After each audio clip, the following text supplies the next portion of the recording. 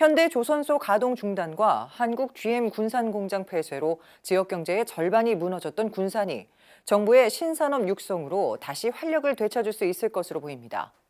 대기업이 떠난 자리에 중소 중견 기업이 힘을 모아 전기차 클러스터를 조성해 1,900여 개의 일자리를 창출할 계획인데요.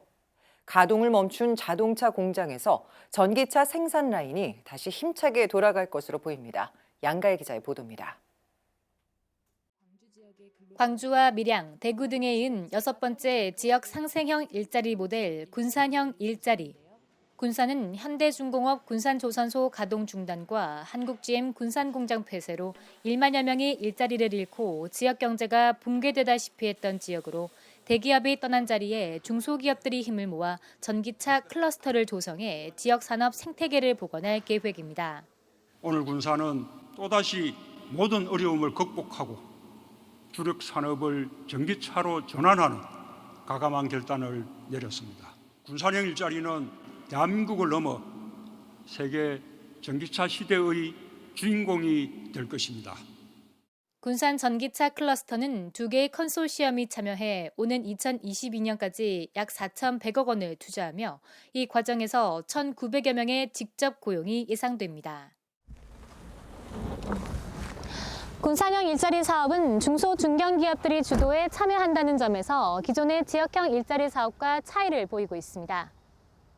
광주형 일자리는 현대가, 구미형 일자리는 LG화학이 참여하는 등 일반적으로 지역형 일자리는 대기업이 주도해 수직적 모델을 형성해왔지만 군산 지역은 그간 대기업에 의존해 지역 경제가 흔들렸던 뼈아픈 경험을 토대로 경쟁력을 갖춘 다수의 중소 중견 기업이 힘을 모아 지역 위기를 극복한다는 점에서 여타 지역형 일자리와 차별화됩니다. 군산형 일자리 추진을 위해 중소벤처기업부와 중소벤처기업진흥공단은 전기차 분야 유망 중소기업이 군산 지역에 입주와 투자가 가능하도록 연결자 역할을 해왔습니다.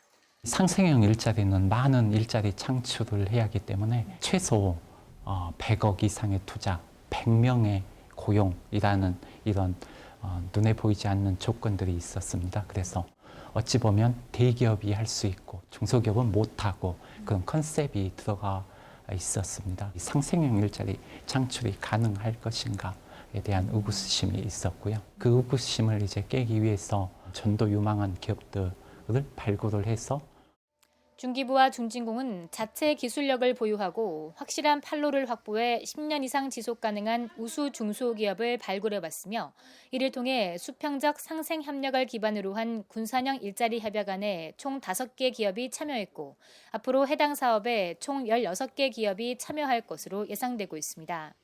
저희의 장점은 배터리 팩을 자체에서 한다는 겁니다. 그럼으로 인해서 가격 경쟁력도 있고 핵심 기술이 배터리이기 때문에 그러한 부분이 여러 가지 성공의 팩타 요인이라. 전기차는 그야말로 종합예술이기 때문에 제 혼자 열심히 한다고 되는 게 아니고 업체와 상생을 해야 됩니다.